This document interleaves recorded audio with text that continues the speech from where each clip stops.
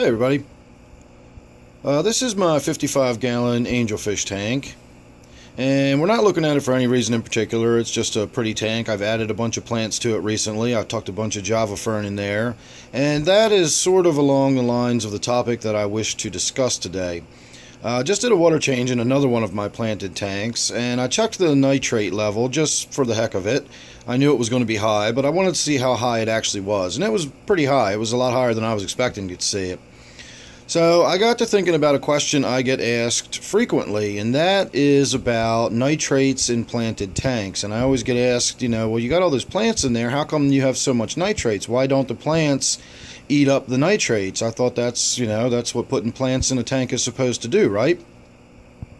Well, yes and no. There's a lot of factors involved in that, and I want to discuss a few of them because it's not as simple as if you've got a planted tank, it simply pulls the nitrates out of the water.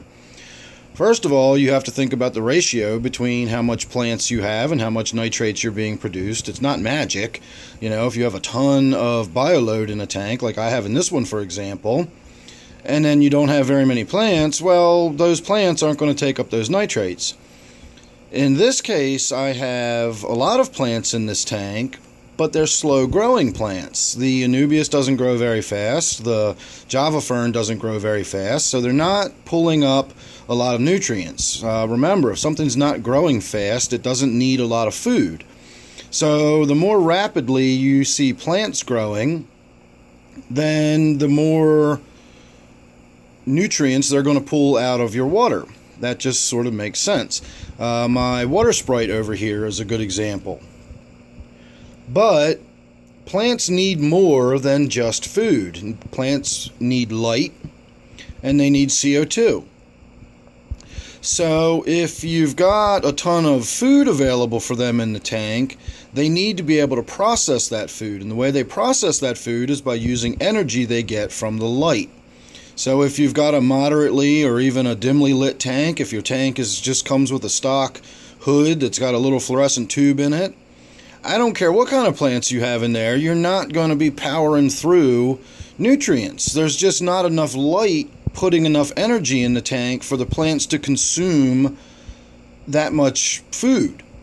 You also have to consider CO2. If you're not injecting your tank with CO2, as I don't, all my tanks are low tech, that limits the growth availability of the plants as well. It all has to work together. You can't just shovel a whole bunch of food into a tank and expect the plants to just gobble it up. They've got to have the right amount of light in order to have the energy to gobble that amount of food up. They have to have the right amount of CO2 to go with the right amount of light to be able to gobble up all that excess food. So plants in a tank are not magic. They do help.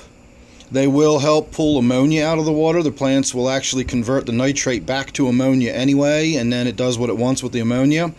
So if you've got any little bits of ammonia being produced in your tank, a little bit of a spike happens or something, you've overfed and a little bit more ammonia develops than you expected, your plants will actually buffer the effects of that. The plants will draw the ammonia out of the water faster than they'll draw the nitrates out of the water. So in a tank like this, as I often explain, you've got ammonia being produced, so there is ammonia in the tank.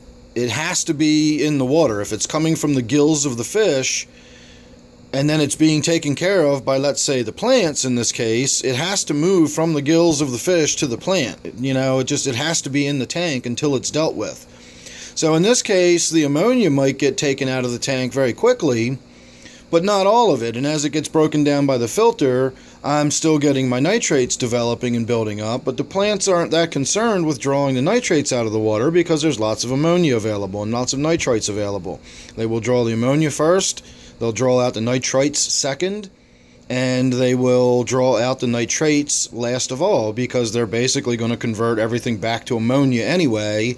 So the further it's broken down away from ammonia, the more work the plant has to do putting it back to ammonia. So if it can pull the ammonia straight out of the water, that's what it does. So these are all factors that limit how much CO2 will get drawn up into the plants and used. If we look at my gourami tank over here, right now it's kind of on the low end of having plants in it. My water sprite that's floating here on the left is usually much denser and bigger than that. And then most of the rest of what I have in here is still just Java fern. I've got a little bit of temple plant over here, and I've got a red tiger lotus, both of which, they're doing okay, but they're not thriving, they're not flourishing, as most plants don't in my tank. Since I keep them so low tech, I use very little trace minerals. I don't use any ferts or foods or anything, so that also limits them.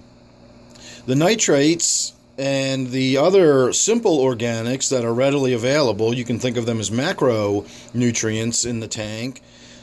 Well, they can only use so many macronutrients, but they also need the micronutrients in order to process all of the macronutrients. So it's all got to be balanced out. If you're not on a balanced feeding schedule, your plant's ability to reduce the amount of organics in your tank will be limited. So just keep in mind that, a tank is an ecosystem, as I always say, and everything has to work together. And that goes with your plants and their food consumption as well. If you're going to have more food for the plants available, then you need to have more light for the plants available. If you're going to have more light, then you need to have more CO2, etc., etc. Everything in a fish tank affects everything else. It's a big system. It's not a box of water with fish swimming around in it. So, any questions, please leave them below. Any comments, I would certainly welcome. I always enjoy my comment section below my videos. And if you're not subscribed, I would ask you to do so. That way you won't miss anything else I got coming up. I like to do these little spur-of-the-moment videos as they pop into my head, and you never really know what you're going to get with me. So if you're subscribed, you won't miss any of it. So thanks again for watching this one, and I hope to see you real soon on the next one.